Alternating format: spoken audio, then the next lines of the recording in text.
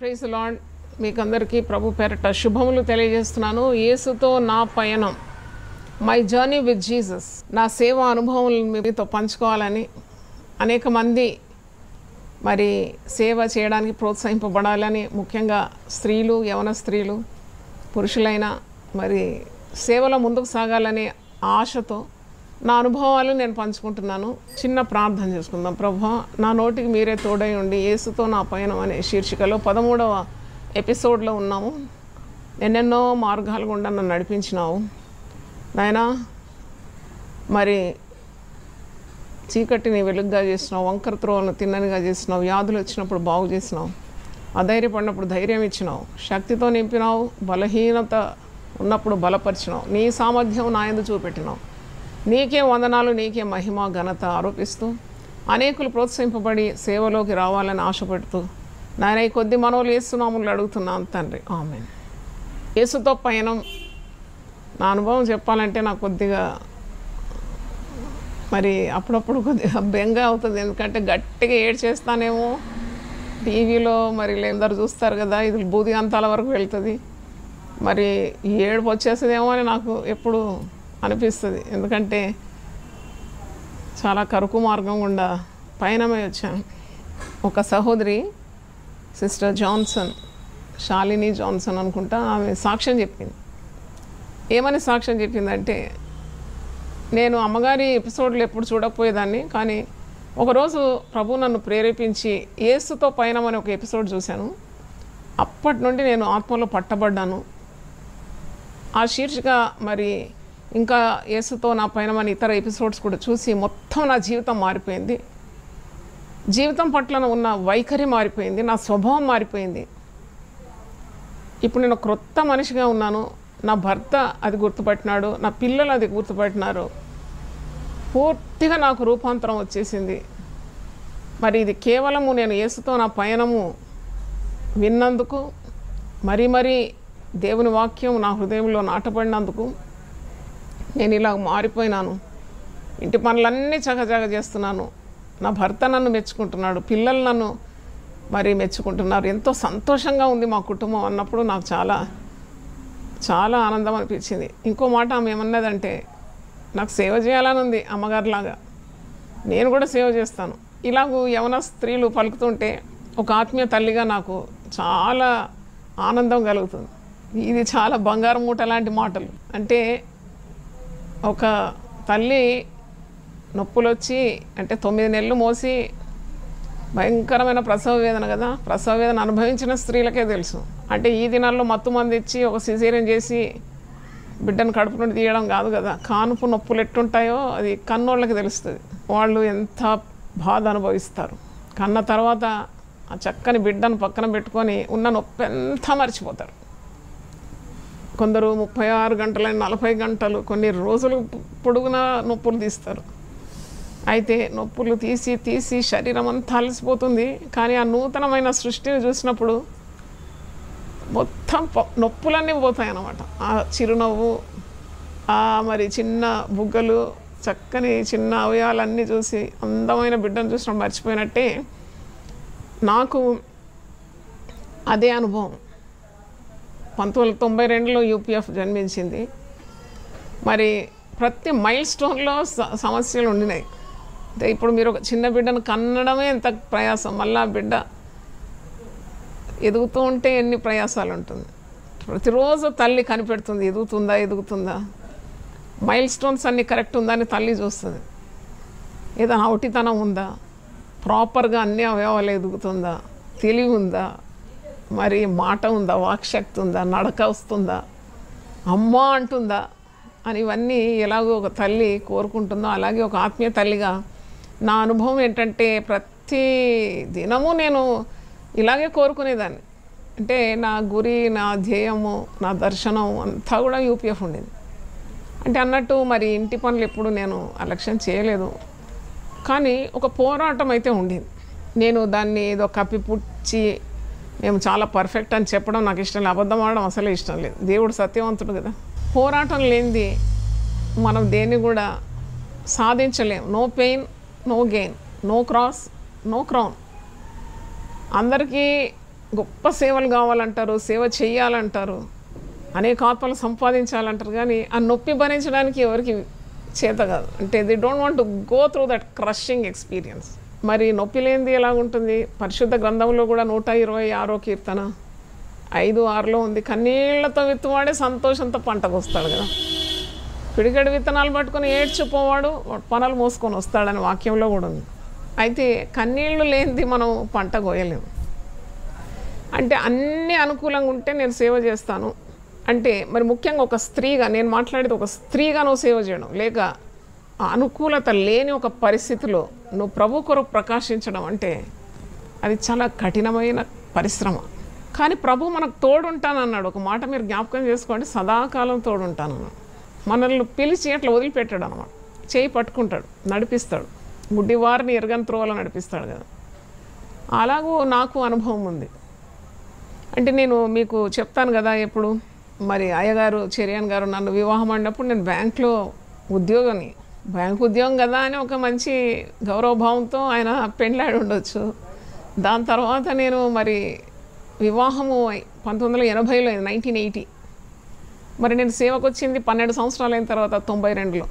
దీని మధ్యలో నా ప్రథమ కుమార్తె తార చనిపోయింది. ఇలాంటి కష్టాల నుండి మరి వచ్చినాము. మరి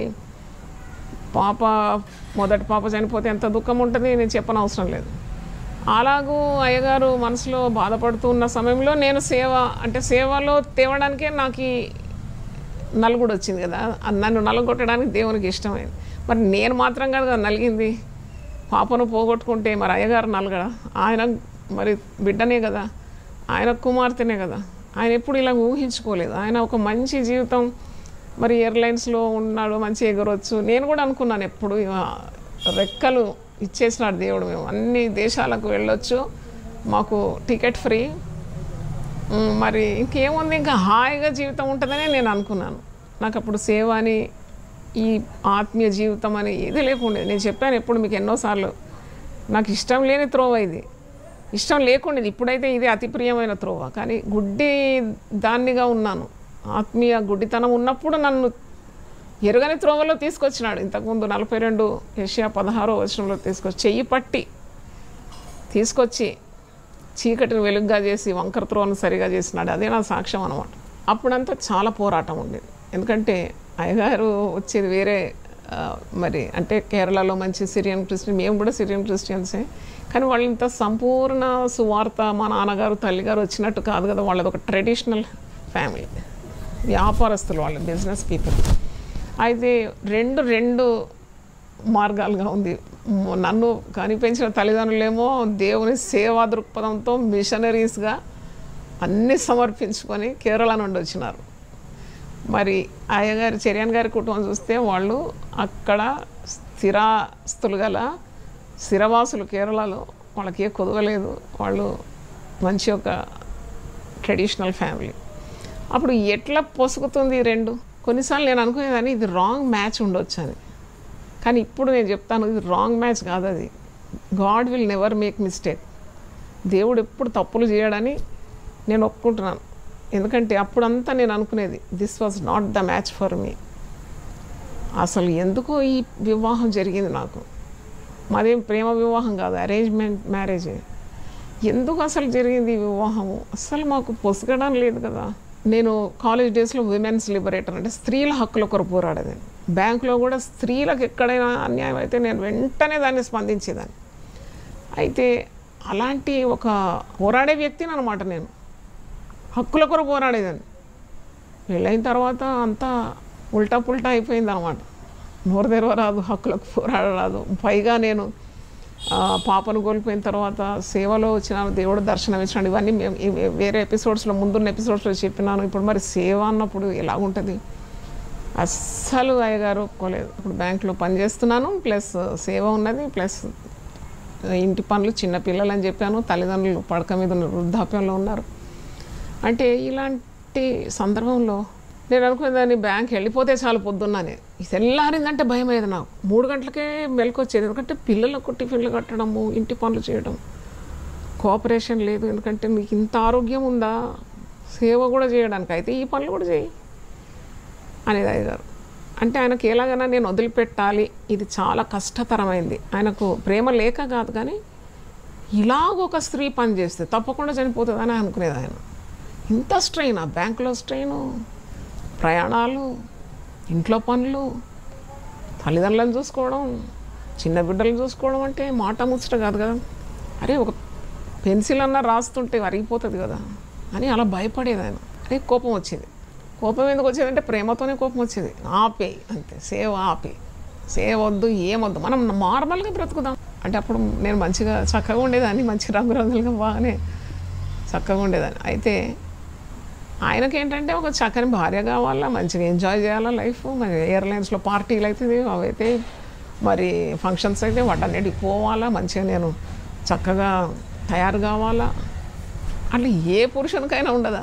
నేను ఎప్పుడు అయ్యగారిని తప్పు పట్టను, ఎందుకంటే అయ్యగారిని ఆ విధంగా దేవుడు నా పక్కన పెట్టినాడు అనమాట. నేను ఎప్పుడు అనుకుంటాను, దేవుని జ్ఞానము మించినది, అతి తెలివి దేవునికి, అనంత జ్ఞాని. ఆయనకు తెలుసు ఎవరిని ఎక్కడ ఉంచాలని. ఒక బండను పగలగొట్టాలంటే సుత్తి అవసరం కదా. నేను చాలా మొండి దాన్ని, ఇప్పుడు కూడా ఆ మొండితనం ప్రభు కొరకు వాడుతున్నాను. ఇప్పుడు కూడా ప్రభు సేవలో మొండిదాన్ని, నేను వదిలిపెట్టను అనమాట. అయితే నో కాంప్రమైజ్. నా నేచర్ ఏంటంటే ఒక పని తీసుకుంటే నేను కాంప్రమైజ్ ఈజీగా గాను, అది అంత చూసేదాకా నేను వదిలిపెట్టాను. అందుకే దేవుడు నన్ను ఎన్నుకున్నాడు, గట్టి వాళ్ళని ఎన్నుకుంటాడు. ఒక ఇల్లు కట్టాలంటే గట్టి రాళ్ళని ఎన్నుకుంటారు కదా, అలాగే నేను గట్టిదాన్ని అనమాట. అయితే మరి నా పక్కన అయ్యగారు ఉంటేనే నడుస్తుంది బండి, ఎందుకంటే ఆయన హీఈస్ వెరీ టఫ్, మరి చాలా కోపం ఎక్కువ ఉండేది. అయితే ఇవన్నిటితో నేను మరి నాకు ఒక్కొక్క రోజు గడవడం సేవా జీవితంలో చాలా కష్టమైంది. సూర్యుడు ఉదయిస్తున్నాడు, తెల్లారుతుంది, కోడి పూస్తుందంటే నేను గడగడగడగడ అనిపోయేదాన్ని. ఎందుకంటే ఎన్ని పనులు ఒక్క రోజు చేయాలి. అయ్యో తెల్లారిందా, ఆ పని ఆవిడ కొన్నిసార్లు వస్తుంది, కొన్నిసార్లు రాదు. చిన్న పిల్లలకు కష్టం, రిక్షా అంటే దూరం, సెకండ్ బ్యాండ్లో సెయింట్ ప్యాట్రిక్స్లో చదివే 2 బాయ్స్. చిన్న పాపను అమ్మ దగ్గర వదలాలి, అమ్మ పడకబెట్టి ఉంటే అమ్మ దగ్గర ఒక పని ఆమెను పెట్టి చిన్న పాపను వదిలేసి ఆ గుడిలో వచ్చే రోగులను వాళ్ళందరి కొరకు ప్రార్థన చేసి మళ్ళీ నేను లాస్ట్ వెళ్ళాలి కాబట్టి 10 గంటలకు ఆఫీస్లో ఉండాలంటే నేను చర్చ్ అంతా తాళాలు వేయాలి, ఇల్లంతా తాళాలు వేయాలి, అన్నీ చూసుకొని పోవాలి. ఎక్కడ ఏ మిస్టేక్ కాకూడదు, అంతే. మిస్టేక్ ఏదైనా అయిందంటే ఆ రోజు అయిపోయింది పని. మా ఇంట్లో పెద్ద దీపావళి పండుగ అయ్యేది, కానీ పెద్ద శబ్దాలు కూడా వచ్చేటి. మీరు అనుకుంటారు మరి సేవ అంటే చాలా సమాధానంగా ఉంటుంది, సమాధానంగా ఉంటుందేమో, కానీ మరి ఒక్కరు సేవా దర్శనం కలిగి మరొకరికి అది అర్థం కానప్పుడు తప్పకుండా పోరాటాలు ఉంటాయి. నేను అనుకుంటా దేవుడు తయారు చేస్తూ ఉంటాడు భక్తులను. మరి అలాంటి పరిస్థితుల్లోనే మనకు దేవుని వాక్యము, వాగ్దానాలు, దేవుడితో సహవాసం, ఆత్మీయ జీవితం యొక్క ప్రాధాన్యత చాలా పెరిగిపోతుంది అన్నమాట. అయితే అందుకే కీర్తనకారుడు అంటాడు కదా, నీ కట్టడలను నేర్చుకున్నటకు నేను శ్రమ నొందేందుట, నాకు ఎంత మేలై. శ్రమ కలగక మునుపు నేను త్రోవ విడిచిదిని, ఇప్పుడైతే నీ కట్టడలను నేను ధ్యానిస్తున్నాను. నీ వాక్యం నన్ను బ్రతికిస్తుంది. నా దేవుని వాక్యమే నన్ను బ్రతికించిందండి. మరి చిన్న బిడ్డలు చాలా సఫర్ అయినారు. చాలా రోజులు మేము ఆహారం లేక పడుకునేది. ఆహారం లేక కాదు, అన్నీ సమృద్ధిగా ఉండేది. ఎందుకంటే ఇద్దరు కూడా మేము జీతకాలం, మాకేం కొదవా, అన్నీ ఉన్నా కానీ వండి పెట్టింది కూడా తినడానికి లేక పిల్లలకి ఇవ్వడానికి, ఆ పిల్లలు తినడానికి కూడా నేను మొదలైపోయాను. పిల్లలంతా వణికిపోయేది అనమాట. ఎందుకంటే పెద్ద పోరాటం, ఆపే సేవ, ఆపే సేవ, ఆపే, లేకుంటే మరి మనం విడిపోదాం. ఇలాంటి చిన్న చిన్న బిడ్డలు కూడా భయపడేది. అయితే నేను తిననందుకు పిల్లలు తినకపోయేది. నేను ఆహారం తిని సంతోషంగా ఉంటే కదా పిల్లలు కూడా నెమ్మదిగా తినేది.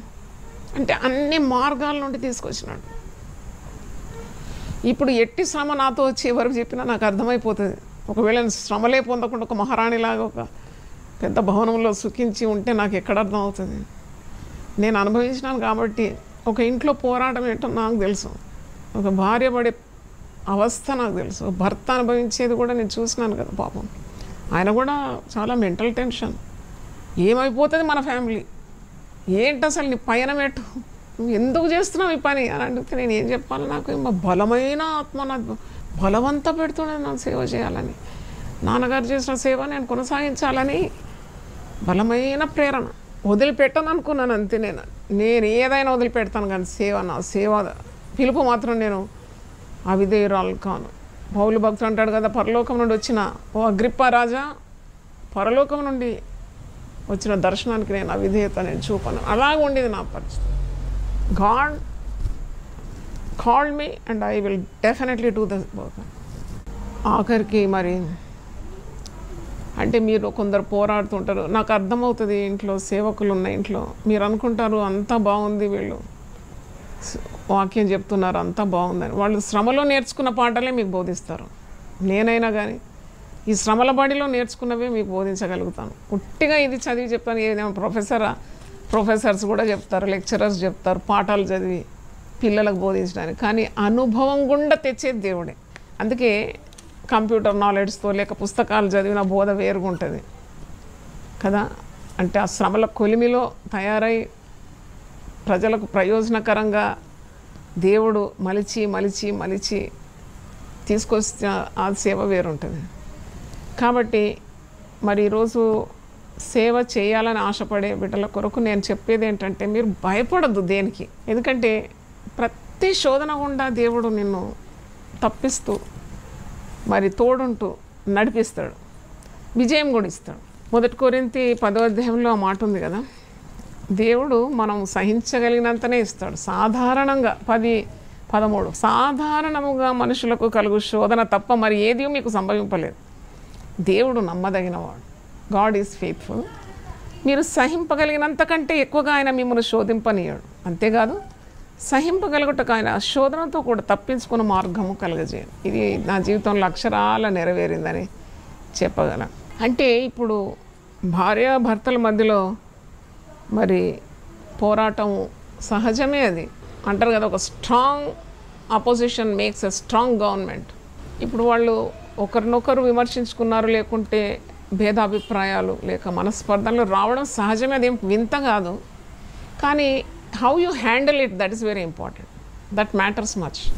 ఇప్పుడు ఒక భార్య భర్త యొక్క గుణాలన్నీ కూడా తెలుసుకొని, ఆయన స్వభావం తెలుసుకొని, ఆయన ప్రవర్తన అనుగుణంగా ఉంటే she can go very far. అంటే ఎందుకంటే పిల్లలు ఉన్నారు కదా. నేను ఎప్పుడు ఎందుకు చెప్తానంటే ఈ మాట, చిన్న బిడ్డలు ఏం చేయాలి, మీరు తగులాడితే చిన్న మరి అందమైన బిడ్డలు ఇలాగ చూసి భయపడిపోతారు, వాళ్ళకి ఏం తోచదు. ఆ తల్లి అప్పుడు తెలివిలేని తల్లి అయితే ఆ కుటుంబం పాడైపోతుంది. చూడండి, అప్పుడు అందుకే నేను చెప్పినాను, నేను ఏ విధంగా మేనేజ్ చేసేదంటే, నేను ఏడ్చేది. అమ్మ చెప్పేది, అమ్మ గురించి ఎప్పుడు ఎంత చెప్పినా తక్కువే. ఉదయం నుండి నాకు మా అమ్మనే గుర్తొస్తుంది. అమ్మ చెప్పేది, బిడ్డ నీకు దేవుడు ఇచ్చిన భర్త, దేవుడిచ్చిన పిల్లలు, దేవుడిచ్చిన కుటుంబం, ఇవన్నీ నువ్వు సంపాదించుకోవాలా. You to handle it properly. నిన్ను నమ్మే ఇచ్చినాడు కదా 3 పిల్లలు, నిన్ను నమ్మే నీకు భర్తని ఇచ్చినాడు కదా, నీ కుటుంబాన్ని కలుగజేసింది దేవుడే కదా, కుటుంబం అనే వ్యవస్థ దేవుడు ఇచ్చింది కదా, అది ఎందుకు పాడు చేయాలి, నువ్వు కాపాడుకోవాలి. దేవుడు ఆ శక్తి ఇస్తాడు నీకు, దేవుని సహాయం అడుగు. వాక్యంలో ఉంది కదా, భయపడకు నేను నీకు సహాయం చేస్తానని. నువ్వు ప్రార్థన చేయి బిడ్డ, ప్రార్థన చేయి. నువ్వు ప్రార్థన చేస్తేనే గెలుస్తావు ఈ శోధన. తర్వాత అమ్మ చెప్పిన మాట చాలా బంగారు మాట. ఏమన్నదంటే, నిన్న ఒకవేళ మీ ఇంట్లో కలహమైనా ఈ రోజుకి అది క్యారీ ఫార్వర్డ్ చేయొద్దని చెప్పి పెద్ద సూత్రం అది. అది నేను అక్షరాలు ఇప్పటి వరకు పాటిస్తానండి. నిన్న ఒకవేళ మేము భార్యాభర్తలు కలహించిన ఈ రోజుకు నేను మొత్తం మర్చిపోతాను. అట్లా దేవుడు నా మైండ్ అట్లా చేసేసినాడు. ఎందుకంటే అడిగి పొందుకున్నది, దేవా నాకు అటువంటి అంత మెమరీ నాకు వద్దు. నిన్న నువ్వేం చేసినావు, మొన్న ఏం చేసినావు, 10 సంవత్సరాల కింద ఏం చేసినావు, ఆరంభంలో ఏం చేసినా నాకు అనవసరం. మీరు కావాలంటే మా అయ్యగారిని ఎప్పుడైనా అడగండి. నిన్న yesterday is dead for ever, అంతే. నిన్నటిది నిన్న సమాజ్ చేసేస్తాను నేను. అది అలవాటు చేసుకున్న తల్లి బోధ వినాలి కదా. నీ తల్లి చెప్పు బోధను నువ్వు త్రోసివేయొద్దని ఉన్నది సామెతలు 1:8. అది నీ కంఠానికి హారంగా పెట్టుకోమని ఉంది కదా. నేను నిజంగానే మా తల్లి బోధలన్నీ, నాకు నెక్లెస్ లేదు ఇప్పుడు, మెడ మీద ఏ బంగారం లేదు, కానీ నా తల్లిదండ్రులు ఇచ్చిన బోధనే నాకు నెక్లెస్. 4 వరుసలో 40 వరుసలో నా మీద ఉంది. మీకు తెలివి జ్ఞానం ఉంటే చూడొస్తుంది, అది మీకు కనబడుతుంది. అది మీ ఆత్మీయ నేత్రాలకే కనబడుతుంది. అంటే every instruction from the father and mother is so important, provided they are in the right track. కానీ నా తల్లిదండ్రులు దైవ సేవకులు కాబట్టి వారు చెప్పేదంతా కూడా సరి అయిన మార్గం కదా, బైబిల్ని ఆధారం చేసుకునేవాళ్ళు. అయితే ఆమె చెప్పేదనమాట, ఊరికే నసుకుతూ బ్రతకొద్దు, గొడుకుతూ సనుగుతూ ఉండొద్దు, నిన్నటి కార్యాలు కూడా ఈరోజు తీసుకురావద్దు బిడ్డ. After all he's your husband, నీ భర్త ఆయన మీద నువ్వేంటి పోరాటం చేసేది. ఇద్దరు కలిస్తేనే ఒక్క శరీరం అవుతుంది కదా. అప్పుడు నేను చెప్పేది అనమాట, అలాగే ఎట్లయితుంది ఇలాగ ఎట్లయితుంది, నోరు మూయమనేది మా అమ్మ. భర్త దేవుడిచ్చిన శిరస్సు మంచిగా పెట్టుకో, తలనొప్పి రాగానే తల కట్ చేస్తావా? తలలో ట్యూమర్ వచ్చినా కానీ అది సర్జరీ చేసి సరి చేస్తారు కదా. మరి నువ్వు నేర్చుకోవాలి ఎలా బ్రతకాలను. మేనేజ్మెంట్ ఇది ఫ్యామిలీ మేనేజ్మెంట్. ఇల్లు చక్కగా నువ్వు స్టీరింగ్ కరెక్ట్ పట్టుకొని నడిపించాలనేది. అయితే సేవకుల గృహాల్లో సాతానుడు తప్పకుండా వాడు ప్రవేశిస్తాడు. మనము నటన లేకుండా బ్రతికితే దేవుని తోడు మనకు ఉంటుంది తప్పకుండా. కొందరు నటిస్తారు, మా ఇంట్లో ఏ గొడవలు లేవండి, మేమిద్దరం చాలా బాగున్నామని. ఎందుకు ఆ నటన? ఉన్నట్టు బ్రతికితే మనం దేవునికి అంగీకారంగా ఉంటాం. అంత గొప్పలు చెప్పుకోవడానికైతే నాకు లేదండి, నేను మీ ముందు ఒప్పుకుంటున్నాను. నాకు అంత పీస్ఫుల్గా నేను బ్రతికినాను. మాది ఒక పెద్ద పరలోకం ఉండిందండి, పరలోకమే కిందికి దిగి వచ్చిందని నేను ఒక్కరోజు కూడా అలా బతకలేదండి. ప్రతిదినం పోరాటం ఉండేది మా ఇంట్లో. ఎందుకంటే గొప్ప పని జరుగుతూ ఉంటే సాతానుడు ఊరుకుంటాడండి. సాతానికి నిద్ర పట్టదు. విభేదాలు తెస్తాడు, విమర్శలు తెస్తాడు, నిందలు తెస్తాడు, అవమానాలు తెస్తాడు, గుండెను కృంగ చేస్తాడు. నేను చెప్పినట్టు అన్నం వండిన అన్నం తినడానికి వీలు కాదు. అలాంటి దుఃఖము, బాధ ఇవన్నీ అనుభవించినాం. అవన్నీ విడమర్చి చెప్పడం నాకు అంటే అది సరైనది కాదు కదా. అంత అది కూడా చెప్పే సమయం వస్తుందేమో నాకు తెలియదు, కానీ నాకు అనుమతి దేవుడు ఇచ్చినప్పుడు చెప్తాను. అవి కూడా పుస్తకం రాయమంటే కూడా రాస్తాను. అంటే నేను ఎందుకు చెప్తున్నానంటే, యూ వాల్యూ యువర్ ఫ్యామిలీ. దేవుడిచ్చిన కుటుంబాన్ని మనం గౌరవించాలి. కుటుంబ వ్యవస్థ అనేది దేవుడు ఇచ్చినాడు. అది పెద్ద ఫైటింగ్ వరల్డ్ వార్ చేయడానికి కాదు. భర్తలో ఏదో తప్పు ఉన్నా కానీ క్షమించాలి భార్య ఒకవేళ తప్పున్న బలహీనరాలనే భర్త క్షమించాలి. ఇద్దరు కలిస్తేనే కదా ఒక యూనిట్ అయ్యేది. పౌలు అంటాడు, ఇది గొప్ప మర్మం అంటాడు. క్రీస్తు సంఘాన్ని ఎలా ప్రేమించినాడో అలా ప్రేమించాలి. సంఘము క్రీస్తుకు లోబడాలి, అలాగే భార్య భర్తకు లోబడాలి. వారిద్దరు కలిస్తే ఏక శరీరం. ఇది గొప్ప మర్మం. ఇది నేను అర్థం చేసుకున్నాను. ఎందుకంటే దేవుని చిత్తాన్ని నెరవేర్చేవాడే నిరంతరం నిలుస్తాడు. కావాలంటే నాకు మరి ఫ్యామిలీ వద్దు, నాకు పిల్లలు వద్దు, నేను సేవకురాలను, దేవుడు నన్ను పిలిచిన దేవుడు నన్ను నడిపిస్తాడని అన్నీ వదిలేసి చేస్తే ఏమందా మీరెవ్వరు కూడా నాకు దక్కేది కాదు. ఎవరు లెక్క పెడతారండి? మొదట నీ కుటుంబాన్ని చూసుకోమంటారు, ఇంట్లో గెలిచి రచ్చలో గెలవమంటారు కదా. అందుకే కుటుంబం దేవుడిచ్చిన వ్యవస్థను చక్కగా కాపాడుకొని, కష్టం ఉంటుందండి, బాధలు ఉంటాయి, పోరాటం ఉంటుంది. మన కుటుంబం ఉన్నందుకే కదా పోరాటం. మరి భర్త ఉంటేనే కదా నీకు భర్త ద్వారా బాధలు వచ్చేది. ఎంతమంది విధవరాళ్ళు లేరు, భర్తనే లేడు, బాధలే లేవు. భర్త ఉన్నందుకు దేవుని స్తోత్రం, ఉన్నందుకు కొద్ది బాధలు వస్తాయి. పిల్లలు ఉన్నందుకు స్తోత్రం, ఎంతమంది పిల్లలే లేరు. మరి దేవుడు ఇచ్చిన ఆశీర్వాదాలు కదా. ఈ ఆశీర్వాదంతో పాటు శ్రమలు ఉండవా? ఉంటాయి. కాబట్టి దేవుణ్ణి అంటుకొని మనం బ్రతికినప్పుడు వీటన్నిటి మీద కూడా మనము విజయం పొందుతాం. ఇది నా అనుభవం. అయితే ఒకరోజు మా అమ్మని అడిగినాను. అంటే బంధువులు అంటే వాళ్ళకు తెలుస్తుంది అన్నమాట. కొంతమందికి మా బంధువులకు అంటే సొంత కుటుంబంలో ఉన్న సభ్యులకు, తల్లిదండ్రులకు కూడా తెలిసిపోయింది నేను నెమ్మది లేకుండా ఉన్నాను, చాలా ప్రయాసపడుతున్నాను. మా నాన్నగారు చాలా బాధపడినాడు. అరే ఉదయం 3 గంటలకు లేస్తే మళ్ళీ రాత్రి 12 దాకా ఎప్పుడు పండుకుంటుంది ఈమె హెల్త్ దెబ్బతింటుందని మా నాన్నగారు చాలా బాధపడినారు. ఒకరోజు నాతో మాట్లాడినాడు సీరియస్గా. మా నాన్నగారు అంత దైవజనుడు, అంత సేవలో అంత అనుభవం ఉండేవాడు. ఆయన ఒక మాట అన్నాడు, జాయ్ నీ కష్టం నేను చూడలేకపోతున్నాను, నీ ప్రయాసం నేను చూడలేకపోతున్నాను. నువ్వు దయచేసి సేవ అనేది వదిలేసి ఎవరైనా చేసుకుంటారు, పురుషులు ఎవరైనా చేసుకుంటారు, లేకుంటే నీకు నచ్చిన ఎవరైనా స్త్రీలు ఉంటే వాళ్ళకి అప్పగించి అనంటే నేను అప్పుడు ఒక మాట ఇది రోజు చెప్తున్నాడు నాకు. వద్దు, నువ్వు చాలా ప్రయాసపడుతున్నావు, ప్రాణం పోతుందేమో, నాకు భయం అవుతుంది, నాకు విచారంగా ఉంది నీ సంగతి. ఎందుకంటే ఈ పోరాటంలో నీ ప్రాణం కోల్పోతే ఏం లాభం, పిల్లలకు ఎవరు ఉంటారు, జాగ్రత్త అని. అంటే నాన్న కూడా వృద్ధాప్యంలో కదా, మైండ్ వీక్ అయ్యి ఇలా మాట్లాడినాడు. ఆయన పెద్ద విశ్వాస వీరుడు, ఆయన చేసిన త్యాగం ఎవరు చేసినారు. కానీ నాతో అంటున్నాడు, అంటే సొంత కుమార్తె ఇలా కష్టపడడం ఆయనకి ఇష్టం లేకుండింది, దయచేసి ఇది ఎవరికన్నా ఇచ్చి అప్పగించేసేవా అని. అప్పుడు నేను ఒక మాట అన్నా, నాన్న నువ్వు 19 ఏళ్ళు ఉన్నప్పుడు నువ్వు కేరళ నుండి వచ్చావు, దర్శనంతో వచ్చావు. ఆ దర్శనం మరి ఇప్పటి వరకు నువ్వు పట్టుకొని ఉన్నావు, నువ్వు ఎవరికైనా అప్పగించావా అంటే మా నాన్న మరో మాట పలకలేదు, ఒక చిరునవ్వు నవ్వినాడు అంతే. మరి నీ దర్శనం నువ్వెవరికి అప్పగించలేదే, మరి నా దర్శనం నేనెందుకు ఇతరులకు అప్పగించాలి, నాకు ఊపిరిన్నంత వరకు నేను పోరాడతానని చెప్పినాను. అయితే ఇది మా తల్లి విన్నది. తల్లి వినన్నది కరెక్ట్ చెప్పినావు బిడ్డ, దర్శనము నీకు దేవుడిస్తే ఆ దర్శనాన్ని ఇంకోరికి ఇవ్వడానికి కాదు, అది నీవే జరిగించాలి.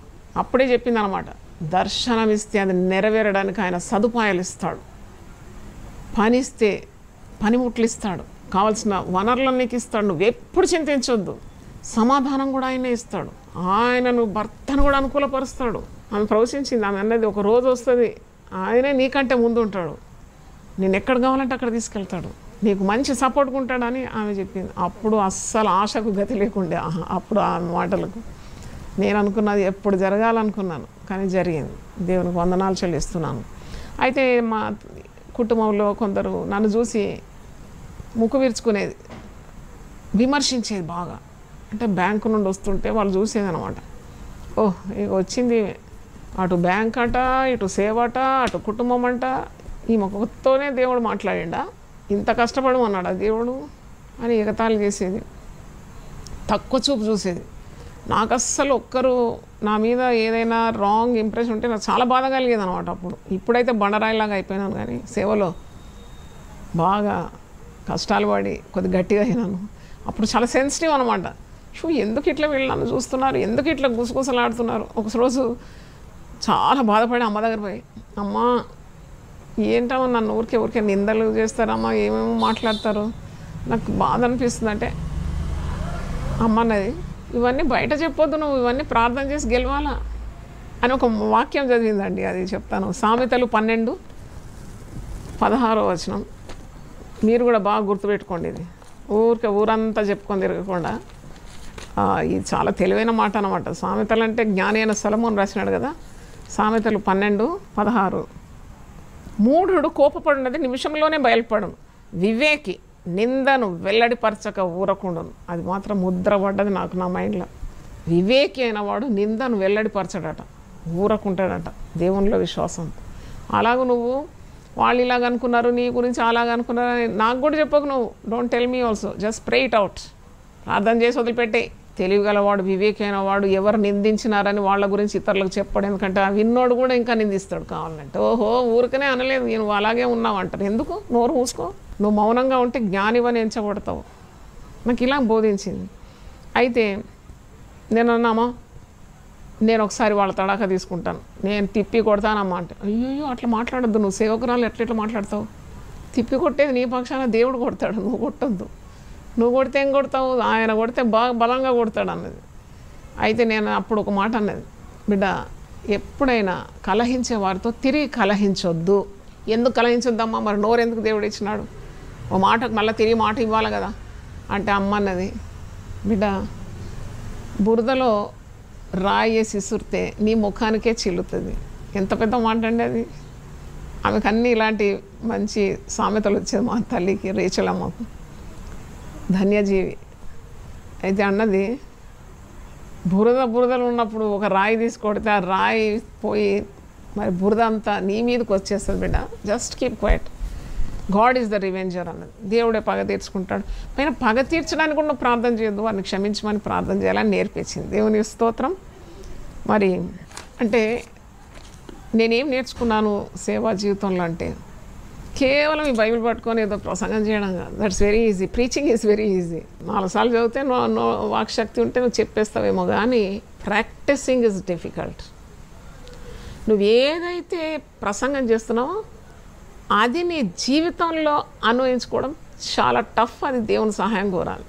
నిన్న ఒక సహోదరి సేవకురాలు ప్రసంగం చేస్తుంది, దీర్ఘశాంతం, సహనం, దీర్ఘశాంతం. నేను మనసులో అనుకున్నాను, భయమే చెప్పేలాగా జీవిస్తే కుటుంబం ఎంత సంతోషంగా ఉంటుంది. ఇంత గొప్ప ప్రసంగం చేసి ఎంత మంచి చక్కని వాక్కులు చెప్తున్నా. నేనే విన్నాను మొత్తం ప్రసంగం, చాలా అద్భుతంగా ఉంది. కానీ జీవితంలో గెలవలేకపోతుంది ఎందుకు? Why she is failing in her practical life. నిజ జీవితంలో దీర్ఘశాంతం లేదే, సహనం లేదే, ప్రేమ లేదే. ప్రేమ దోషములన్నిటిని కప్పుతుంది. దీర్ఘశాంతం ఉంటే ఎంత కఠినలైనా వారు కరిగిపోతారు. ఎంత పరిస్థితి తారుమారైనా దేవుడు దాన్ని చక్కబెడతాడు. లేకుంటే నువ్వు కోల్పోతావు, యూ బికమ్ ఏ లూజర్. ఎందుకంటే నువ్వు దీర్ఘశాంతం లేదు, నీకు అది ఉంది, నీకు ఆత్మ కావాలా, వరం కావాలా, నేను పరిశుద్ధాత్మ నింపబడి నేను గొప్ప సేవ చేయాలి అని అనుకున్నావంటే ఓడిపోతావు. ఎందుకంటే you lose your husband, you lose your children. పిల్లలే నీ మీద ధిక్కారం చేస్తే ఇంకా నువ్వు బ్రతికి లాభం ఏంటి, సేవ చేసి లాభం ఏంటి? పిల్లలకు ఎప్పుడు మాదిరిగా ఉండాలి సేవకురాలు. భర్త దగ్గర కూడా మాదిరికరంగా ఉండాలి. వాక్యం లేకుండానే మీ భర్తలను రాబట్టబడవచ్చనే వాక్యంలో మొదటి పేతురు 3వ అధ్యాయంలో ఉంది కదా. అంటే you should be a living epistle. నీ మాట, నీ క్రియలు, నీ తలంపులు, మనస్స వాచ కర్మ కరెక్ట్గా ఉండాలి. వాక్యానుసారం ఉంటేనే కుటుంబంలో సమాధానం వస్తుంది. దేవుడు నియంత్రణలో, దేవుడు నీ మీద తప్పకుండా తన శక్తిని చూపెడతాడు, నీకు జయం ఇస్తాడు. లేకుంటే ఇల్లు కూలిపోతుందండి. ముఖ్యంగా సేవకులకు చెప్తున్నాను, లేడీ సర్వెంట్స్ ఆఫ్ గాడ్కు నేను చేతులు జోడించి చెప్తున్నాను, బీ వైజ్. నువ్వు ఎవరిని రక్షణలో నడిపించినావు, ఎంతమంది ఆత్మలను సంపాదించినావు కాదు, మొదట ఇల్లు చక్క పెట్టుకోవాలి. లేకుంటే నవ్వుతారు అందరు. నేను చెప్తున్నాను కదా, నేను సేవ దర్శనం పొందుకున్న దినం నుండి ఈ దినం వరకు నా పోరాటం ఆగలేదు. నేను 3 పూటలు సుఖభోజనం తిని ఒళ్ళు మరిచి మై మరిచి నిద్రపోలేదు. ఎప్పుడు నాలో మండుతూనే ఉంటుంది. ఆ పొద మండుతుంది కానీ కాలిపోలేదు అన్నట్టే ఉంది నా బతుకు. గుండెలో ఎప్పుడు మండుతూనే ఉంటుంది. దేవుని కొరకు నేను ఏం చేయాలి, దేవుని దర్శనం నెరవేరాలి, సంఘం, పెద్ద సంఘం, మన బాధ్యతలు, కుటుంబం బాధ్యతలు, పిల్లల పిల్లలు, ఇవన్నీ మరి బాధ్యతలు కదా. ఇది నేను ఇల్లు విడిచి నేను ఎక్కడికి వెళ్ళాలి? ఇవన్నీ వద్దనుకుంటే నేను మూట ముళ్ళ చదువుకొని బైబిల్ పట్టుకొని బయటకు వెళ్ళిపోవచ్చు. అదొక జీవితం అంటారా దాన్ని? ఇల్లు విడిచి తిరుగువాడు గూడు విడిచి తిరుగు పక్షితో సమానుడని వాక్యంలో.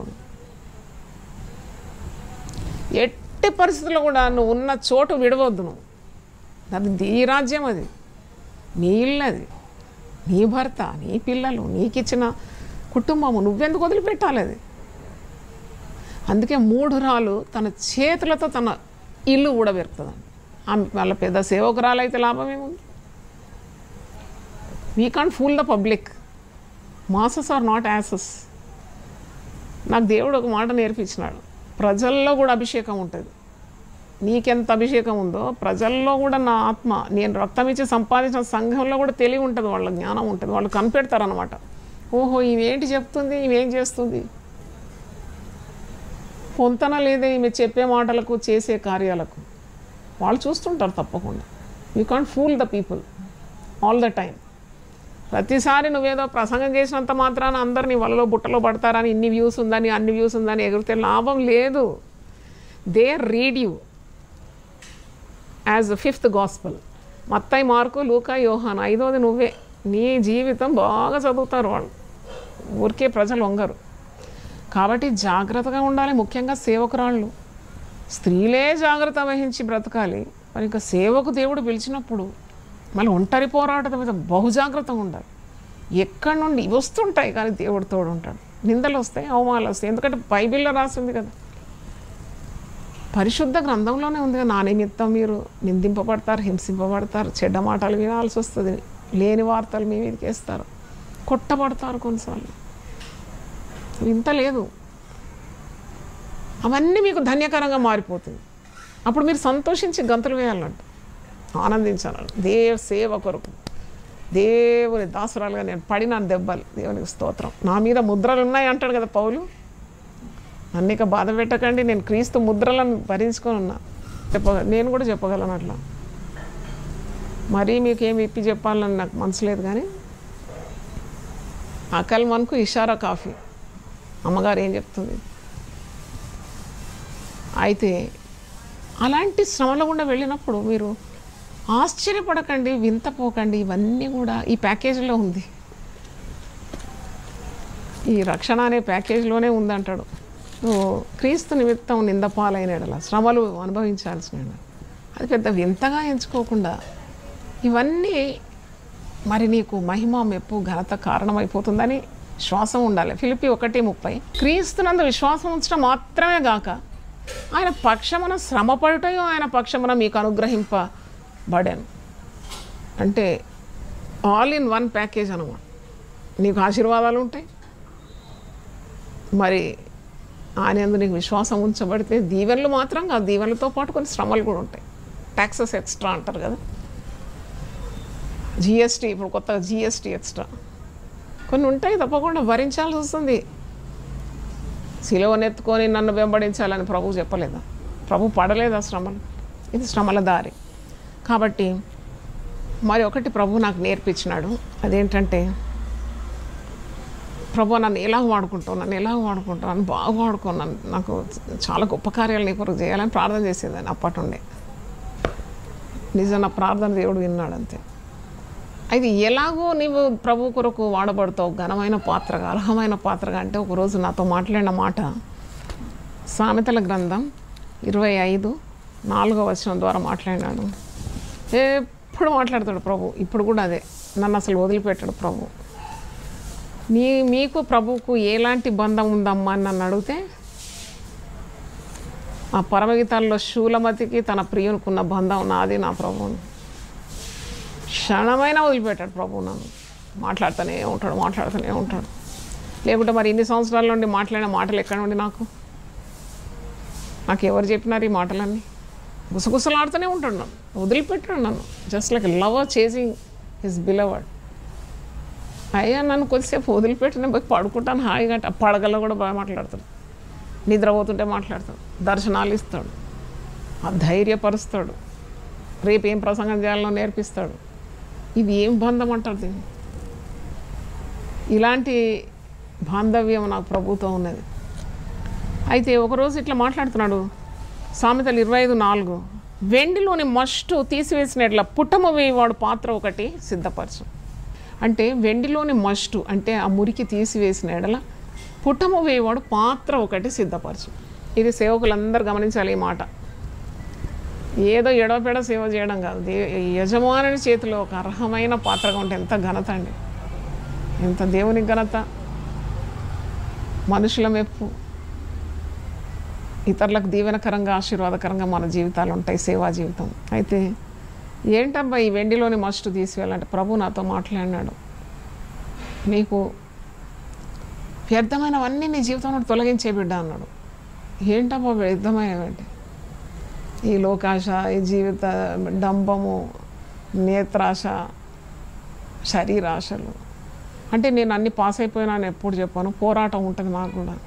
కానీ నేను దేవుని మాట వింటూ వచ్చినందుకు మరి ఒక్కొక్క గ్రేడ్ నుండి నాకు ప్రమోషన్ ఇస్తూ వచ్చినాడు. అంటే ఆ వ్యర్థమైనవి నేను ఒక సాధనంగా మలుచుకున్నప్పుడు నీలో నుండి తీసివేయాల్సింది తీసేయమన్నాడు.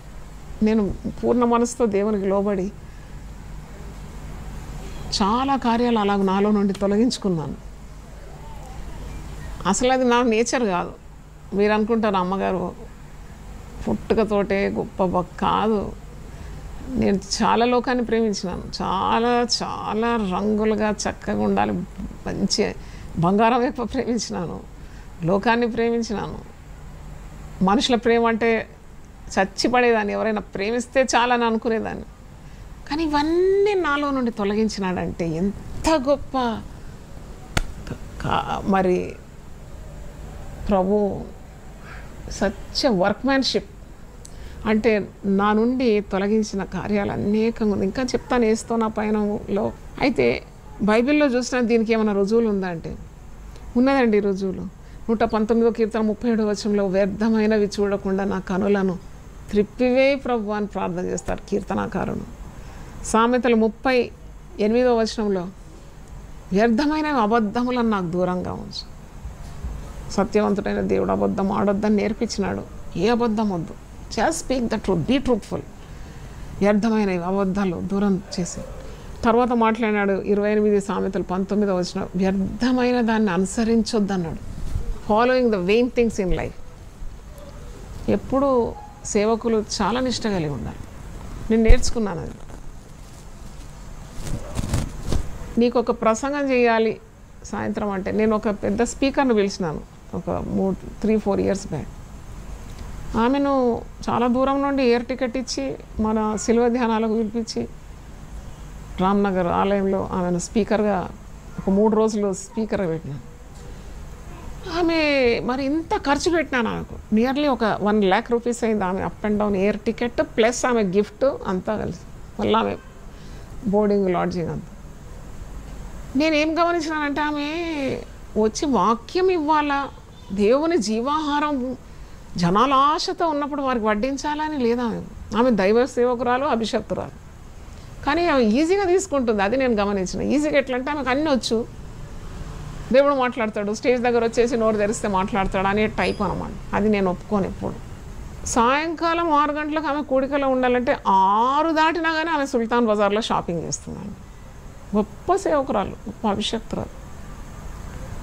ఏం షాపింగ్ ఇది? మనం వచ్చింది షాపింగ్ కొరకు కాదు కదా.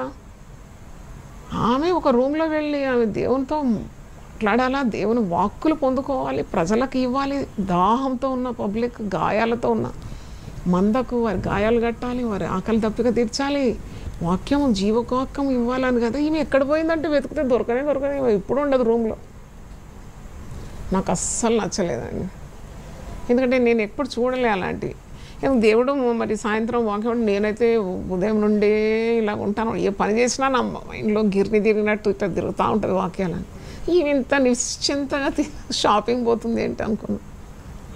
అదే లాస్ట్, మళ్ళీ ఎప్పుడు విలువలేదు. అంటే నేను ఎందుకు చెప్తున్నానంటే, ఈ లోకాన్ని కాదు మనం ప్రేమించేది. We are born with a purpose. That's what I want to tell you, servants of God. మీరు కారణ జన్మలు, నేను కారణ జన్మరాలను. హుందాతనంతో చెప్తాను, I have a purpose in my life. ఒక కారణాన్ని కొరకు నేను పుట్టిన దాన్ని, దేవుడు నన్ను పిలుచుకున్నాడు.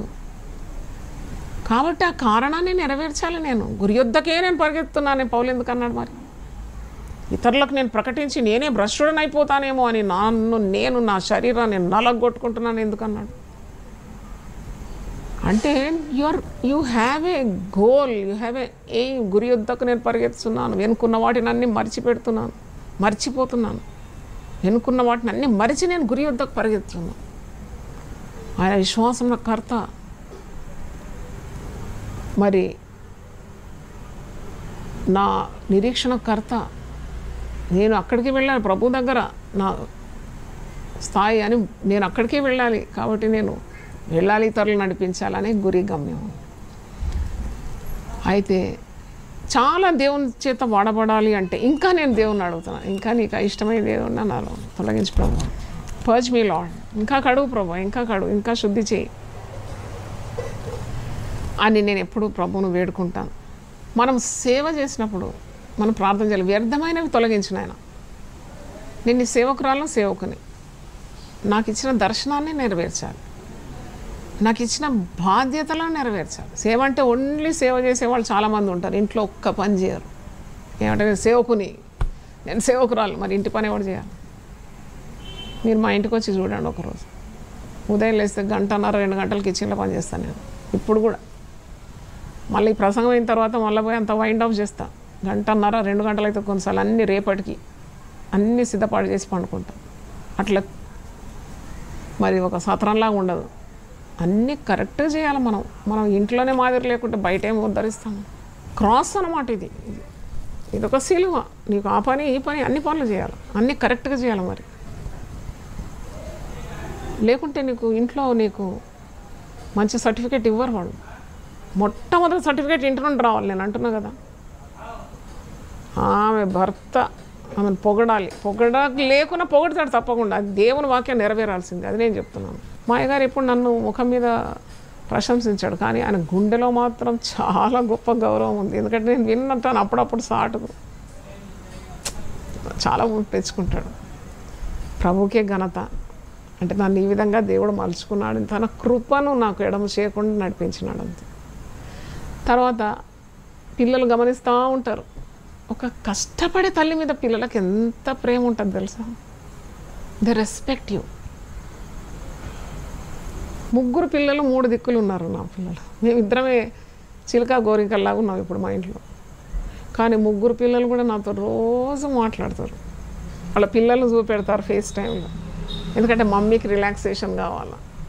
ఇదో మా మమ్మీ ఇప్పుడు నవ్వుతుంది చూడు, మమ్మీ నవ్వుతున్నాడు చూడు. నా కొడుకు యునైటెడ్ స్టేట్స్ అర్కాన్సాస్ ఉన్నాడు, రోజు ఫేస్ టైంలో వస్తాడు, పిల్లలు చూపెడతాడు. ఎందుకంటే తల్లి అంటే అంత ప్రేమ. అరే మా తల్లి ఎంత కష్టపడ్డది మా కొరకు, మమ్మల్ని ఈ స్థాయికి తీసుకొచ్చిందని కృతజ్ఞత. అది సంపాదించుకోవాలి కదా నువ్వు. మరి ప్రతిరోజు హోంవర్క్ చేయాలి. You have to do your homework. కనుక మనం ఎప్పుడైతే ఇలాగో ప్రయాసపడుతుంటే ఒకరికి చాలా జాలి కలుగుతుంది మన మీద, కనికరం వచ్చేస్తుంది. ఎవరికి తెలుసా? దేవునికి. He loves you, he so much of mercy upon your life. నాది అనుభవం చెప్తున్నాను. చాలా కష్టపడతా ఉంటే కాబట్టి దేవుని కృప వెంబడి కృప నాకు లభించేది. అందుకే పౌలు అంటాడు కదా, నేను ఏమై ఉన్నానో అది కేవలము దేవుని కృపయై ఉన్నది, ఆయన కృప నాకు తోడై ఉంటుంది. అందుకే నేను ఇంత ప్రయాసపడినానంటే అది నా గొప్పతనం కాదు, నా శ్రమలో దేవుని కృప నాకు తోడై ఉండిందంట. ప్రయాసపడింది నేను కాదు, దేవుని కృపనే అంటాడు. నాకు తోడుగా ఉన్న దేవుని కృప ఘనత ఆయనకి ఇస్తున్నాడు. కాబట్టి మనం ఎప్పుడైతే దేవుని సేవ యథార్థంగా చేసి ప్రయాసపడి మనస్ఫూర్తిగా మన శుద్ధ హృదయంతో ప్రభు మాట విని మనం ప్రభువుకు దాసులం అయిపోతాము. ఒక వాక్యం ఈరోజు ప్రభు నాకు గుర్తు చేసినాడు. అది కూడా మలాకి, నేను నియమింపబో దినము రాగా వారు నా వారై నా స్వకీయ సంపాద్యమై ఉందరు. తండ్రి తన్ను సేవించు కుమారుని కనికరించున్నట్టు నేను వారిని కనికరింతునని సైన్యములకు అధిపతి యెహోవా సెలవిచ్చున్నాడు. సేవ చేసే కుమారుని తండ్రి ఎట్లా అరే వాడు ఎంత కష్టపడుతున్నాడు, పొద్దున్నే పొద్దుకేదా కష్టపడుతున్నాడు, తండ్రికి జాలి వచ్చేస్తుంది. అలాగే మనం ఎప్పుడైతే దేవుని సేవ యథార్థంగా చేస్తున్నామో మనల్ని ఎప్పుడు వదిలిపెట్టాడు. మనం వదిలిపెట్టిన ఆయన వదిలిపెట్టాడు. మనం నమ్మదగని వారమైన ఆయన నమ్మదగిన వాడుగా ఉంటాడు. ఆయనకు జాలి కలుగుతుంది మన మీద, కనికరిస్తాడు మనల్ని, వెట్టి చాకిరి చేయనివాడు మనల్ని. నేను చెప్తున్నా, సేవ ఆరంభించకముందు నా పనులన్నీ వెట్టి చాకిరి ఉండేది. పిల్లలు చిన్న పిల్లలు తీసుకొని ఎప్పుడు ఆఫీస్ నుండి రాగానే దగ్గు, దమ్ము, విరేచనాలు, జ్వరం వెంటనే ఎత్తుకొని ఆటోలు ఎత్తుకొని పోవాలి, హాస్పిటల్లో పోయి కూర్చోవాలి, లైన్లో కూర్చోవాలి, లేని రోగాలు అంటించుకొని రావాలి. ఎప్పుడైతే నేను దేవుని సేవకు విధేయురాలైనానో దేవుని కనికరం నా మీద, నా కుటుంబస్తుల మీద ధారాళంగా దేవుడు కుమ్మరించినాడు. నాకు అసలు తెలియదు హాస్పిటల్లో పోయి పిల్లలు తీసుకుపోయి ఆడ కూర్చోవడం. ఎప్పుడు వెంటనే దేవుని హస్తం చూసినాను, దేవుని సహాయం చూసినాను. పిల్లల చదువుల్లో కానీ, వారి ఆరోగ్యంలో కానీ, వారు బడికి వెళ్ళినప్పుడు, ఇంటికి వచ్చినప్పుడు ఎవరు ఉండకపోయేది. చిన్న పిల్లలు ఇంటికి వచ్చినప్పుడు ఎవరు ఉండరు. నేను ఆఫీస్లో, అయ్యగారు ఆఫీస్, తుంతగా తలుపు తెరుచుకొని లోపలికి పోవాలి. ఆకలి పాపం పిల్లలకు అన్నీ రెడీ పెట్టిన, ఆటలు సరిగా తిన, అన్ని సమస్యలే. అయినా కానీ దేవుని కృప ఇవ్వడం కాలేదు. దేవుని స్తోత్రం, దేవుడు మిక్కటంగా ఆశీర్వదించినాడు పిల్లలను. అలాగే తన నమ్మకత్వాన్ని స్పష్టం చేసినాడు. ఈరోజు ఇలాగ మేము ఉన్నామంటే కేవలం ఆయన కృప అని నేను ఒప్పుకుంటున్నాను. ఇంకా మీతో ముచ్చటిస్తాను. మీరు సిద్ధంగా ఉండండి. తప్పకుండా నేను పడిన మరి శ్రమలు కానీ, మరి దేవుడు అనుగ్రహించిన దీవెనలు కానీ, దేవుని తోడు కానీ, దేవుని స్వరం కానీ, దేవుడు నన్ను బలపరిచిన విధానం, ఇవన్నీ కూడా మీకు వివరిస్తాను. నా కొరకు ప్రార్థన చేయమని మీకు విన్నవిస్తూ, మరి మీ అందరి కొరకు నేను ఎల్లవేళలా ప్రార్థన చేస్తున్నాను, హామీ ఇస్తూ నా మాటలు ముగిస్తున్నాను. God bless you. ఏ రీతి స్తుతింతునో, ఏ రీతి సేవింతునో, ఏ రీతి స్తుతింతునో, ఏ రీతి సేవింతునో, నేరములెంచని వాడా నాదు నజరేయుడా, తీరము దాటిన వాడా నాదు గలలీయుడా, నాదు ప్రాణనాథుడా నీదు ప్రాణమెచ్చితివి, నేను నీ వాడను యేసువా. ఏ రీతి స్తుతింతునో, ఏ రీతి సేవింతునో, నేరములెంచని వాడా నాదు నజరేయుడా, తీరము దాటిన వాడా నాదు గలలీయుడా.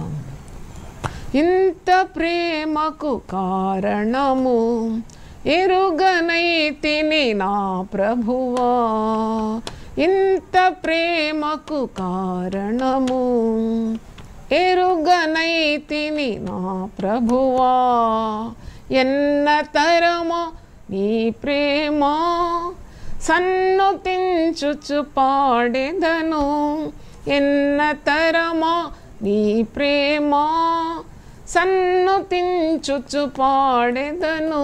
నా ప్రాణనాథుడా నీదు ప్రాణమెచ్చితివి, నేను నీ దానను యేసువా నా ప్రాణనాథుడా నీదు ప్రాణమిచ్చితివి, నేను నీదానను యేసువా.